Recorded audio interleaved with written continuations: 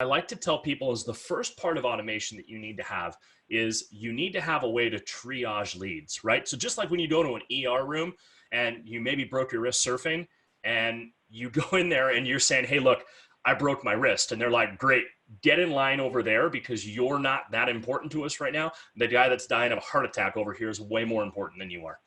I had to have that similar approach because, I mean, when you're dealing with what started with 50 leads a day, think about that number for a minute, you can't physically follow up with that many people. You can hire 100 ISAs and they'll be great for the first month.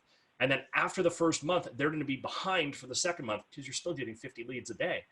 So what I used was I took a system that automated that, right? So I used Chime. And basically what Chime does is they use a lead score and they start saying like, hey, you need to start watching Toby over here. Toby is doing a lot of things that are making it seem like he is thinking about buying or selling a house. You need to be on top of him. And so I used a system like Chime, it actually was Chime, and it would actually take and tell me who to follow up with. So I started with that. Once you're in on that, it doesn't stop. The automation for me didn't stop because it was literally started with just me.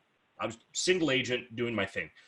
When you start getting so many transactions under contract that this sounds bad, and some of you are going to roll your eyes at me right now, that you forget who you have under contract, you have to have systems in place. And so we actually used a self-made system that we had that was telling us like, here's where these people are in the process. And it would send out automated emails to them. Here's where you are in the process. We're now in inspection period. During this time, here are the things that are going to happen. We're going to introduce you to our inspector. They're going to do all these things.